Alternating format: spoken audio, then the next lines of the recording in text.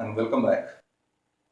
Last class we have seen sources of the Harappan civilization, and today we will learn something more about Harappan civilization. First we learn about the origin of Harappan civilization. Historians are having two views regarding the origin of Harappan civilization. They are foreign origin and the other one is indigenous origin. First one, foreign origin. Some of the historians are of the view that Harappan civilization emerged as a result of the migration of foreign people. Some of the historians say that Harappan civilization is an offshoot of the Mesopotamian civilization. They connect the Harappan civilization with the Mesopotamian civilization. But there are so much dissimilarities are existing between Harappan and Mesopotamian civilization. This opinion regarding the foreign origin is rejected, and the most accepted view is indigenous origin. That means majority of the scholars say that Harappan civilization originated in India only. It is an outgrowth of the local village cultures. And the studies, much of the studies shows much similarity between pre-Harappan cultures and proto-Harappan cultures. And that is why most of the historians support the view regarding indigenous origin. That's why the most acceptable view regarding the origin of Harappan civilization is indigenous origin. That means Harappan civilization has originated in India only. The next topic we are going to see is the extent of the civilization. Extent of civilization. Harappan civilization is triangular in shape and spread over an area of 1.3 million square kilometers. Harappan civilization spread over an area of 1.3 million square kilometers. That is, its extension is, it has extended from Sutkajandar in the west to Alangarpur in the east, and from Manda in the north to Bagatra in the south. Harappan civilization has extended from Sutkajandar in the west to Alangarpur in the east, and from Manda in the north to Bagatra in the south. And some of the most important sites or cities of the Harappan civilization are Harappa and Mohenjo-daro. Harappa and Mohenjo-daro are the two most important cities of Harappan civilization. Besides these cities, some other important cities are Channudaro, Sutkajandar, Kalibangan, Alangarpur, Lothal, Ropar, Banavali, Dolavira, etc. As a result of the partition of India, the most important sites are at present situated in the present day Pakistan. Harappa, Mohenjo-daro, Channudaro, Sutkajandar, like these important cities and sites of Harappan civilization are at present day Pakistan. Now we will learn the town planning of Harappan civilization. The Harappans had a glorious town planning. One of the most striking features of the Harappan civilization is their town planning. They divided the Harappan cities into two parts. One, a raised area which is called the citadel, and the other one is the lower town. All the important offices public buildings, granaries, assembly halls, workshop, etc. are located in a citadel. Whereas the common people made their residences in lower town. So lower town was the residential area of the common people and their subsistence that was in lower town. Then another important feature of the town planning of Harappan civilization is the grid pattern. Harappans planned their city in a particular way that is called a grid pattern. Grid pattern, you may be familiar with the grid pattern. You can see on the globe the latitudes and longitudes make grid pattern on the globe. Similarly, the Harappan cities are also made of grid pattern or having a grid pattern. The main streets and the lanes intersected at right angles. That means at 90-degree angles, the Harappan cities formed a grid pattern. And in this grids, they made their houses and the buildings. Corners of the houses were curved. It was made in such a way so that the vehicles and cars can take turn easily in the corners and they can run smoothly. That's why the corners of the houses were curved or curve shaped. Then another feature of the Harappan towns are their drainage system. They maintained a well planned drainage system.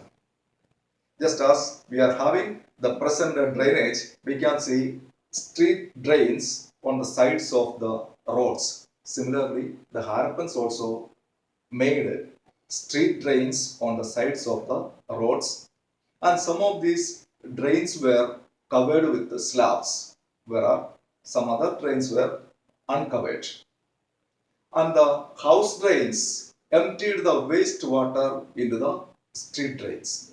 So their drainage system and sewage disposal, all these were well planned and very good. Another feature we are going to learn is the houses of Harappan people.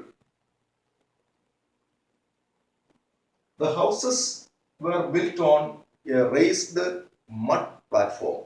Houses were built on a raised mud platform. And the houses were having deep foundations. It was made so in order to protect it from floods. It's believed that often there was floods, and in order to protect the houses from the flood water, these houses were built on a raised platform, and it had deep foundations also. And these houses were different in its size. Some of the houses were very small with a single room, whereas some other houses were very big with even 12 rooms. And these houses were built of wood and bricks. The materials used to make the houses were bricks and wood. Houses were made of brick and wood. Then the entrance of the house. The entrance of the house was towards the narrow lanes and not towards the main streets. That means the houses of the Harappan people were not facing towards the main streets, but it was facing towards the narrow lanes. The next one, that means then besides this, these houses were having many other provisions also. The Harappan houses were having almost all the provisions and facilities. Their houses were having separate kitchen, separate bathroom, toilet facilities were there, bedrooms were there, They were having well chambers for private wells were there. They were having courtyards for the children to play and for the other purpose. Courtyards were also there, and these houses were having private drainage system as well. So the houses were having almost all the facilities and provisions. The next feature is trade. Harappans had both internal as well as external trade. Foreign trade and internal trade both were carried on by the Harappan people. And they traded with the stone, metals and shells, etc. with the other Harappan sites. The Harappan people traded in stones, metals, shells, etc. with the other Harappan cities. Whereas the foreign trade, mostly they traded with the West Asian countries, especially with Mesopotamia. Harappans used there is no evidence to show that they used any metal currency or any paper currency or any coins. And it is believed that their trade was carried on through barter system. And there are evidences to show that the Harappans carried on foreign trade with Mesopotamia. Most of the trade was carried on with Mesopotamia, and its evidences are available from the Mesopotamian records. The Mesopotamian records from about 2350 BC onwards give us information about their trade relation with Meluha. Meluha is the ancient name given by the Mesopotamians to refer the Indus region. Besides this, they refer two more names in their records. They refer the names of Dilmun and Makan. Dilmun is identified as the modern day Bahrain, and both these cities are intermediate trading posts between Mesopotamia and Harappa. Another important source that gives information about the Harappan trade with Mesopotamia was the seals. Large number of Harappan seals were excavated from Mesopotamian cities, and since the Harappan seals were mostly used for trading purpose, historians come to the conclusion that the Harappans had trade relations with the Mesopotamians. Our next topic is weights and measures. The Harappans used the sets of cubical stone weights. For their measurement, they used the sets of cubical stone weights. 16 was the standard unit, or 16 was the basic unit. That means the present day 14 grams. The higher units or bigger units were multiples of 16, that is 32 or 48, like that. Smaller units of measurement was fractions of 16. That means 2 by 16, 8 by 16, 12 by 16, like that. The next topic is transport. Harappans used both inland and waterways for their transportation. They used ships and boats as water transportation, and they used animal pulled carts for inland transportation. Animal pulled carts, mainly they used bullock carts. So that's all about the transportation of the Harappan people. Now you read lesson and understand the topic.